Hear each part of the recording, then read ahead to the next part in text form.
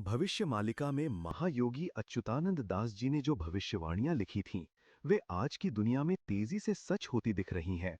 उन्होंने चेताया था, जब पृथ्वी बार बार हिलेगी, जब ज्वालामुखी ऐसी आग उगलेंगे मानो धरती अपने भीतर का क्रोध बाहर निकाल रही हो, जब समुद्र अपनी सीमाएं तोड़ देगा और आसमान का रंग बदलने लगेगा, तब समझ लेना कि समय बदलने वाला है।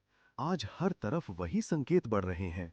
लगातार भूकंप, अनियमित मौसम, रिकॉर्ड तोड़ गर्मी, अचानक बाढ़, सूखा, जंगलों का जलना और प्रकृति का संतुलन टूटना। वैज्ञानिक इसे क्लाइमेट चेंज कहते हैं, लेकिन हमारे ऋषियों ने इसे प्रलय संकेत कहा था। अच्युतानंद दास जी ने स्पष्ट लिखा है, 2030 के बाद पृथ्वी बहुत बड़े परिवर्तन की ओर बढ़ेगी और 2036 वो वर्ष होगा जिसे उन्होंने महान संक्रमण काल कहा है। उन्होंने कहा था कि जब पाप इतना बढ़ जाएगा कि मनुष्य सत्य को झूठ और झूठ को सत्य समझने लगेगा, जब परिवार टूटेंगे, जब धर्म केवल दिखावा बन जाएगा और जब मनुष्य प्रकृति की चेतावनियों का मजाक उड़ाएगा, तब पृथ्वी स्वयं को शुद्ध करने लगेगी।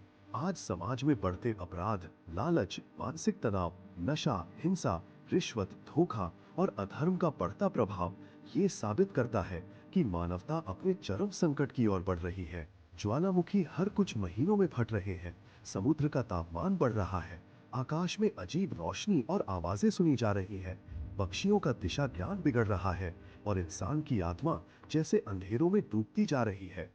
भविष्य मालिका में लिखा है, जब मनुष्य प्रकृति को चुनौती देगा, तब प्रकृति उत्तर देगी और उसका उत्तर अत्यंत भयानक होगा।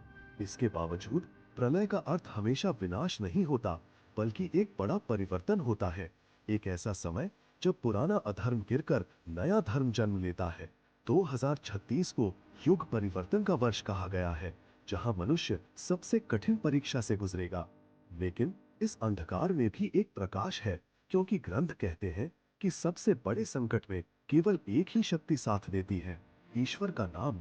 और इसलिए अच्युतानंद दास जी ने स्पष्ट लिखा, जब दुनिया डर और अराजकता में होगी, तब मनुष्य को केवल भगवान के नाम का सहारा रहेगा। आज चाहे प्रलय आए या परिवर्तन, चाहे दुनिया बदले या टूटे, सुरक्षित वही रहेगा जिसका मन ईश्वर से जुड़ा होगा। और इसलिए अंत में यही कहा जा सकता है, अब मनुष्य को केवल राम नाम का ही सहारा है, इसलिए राम का नाम ही आपको तार सकता है।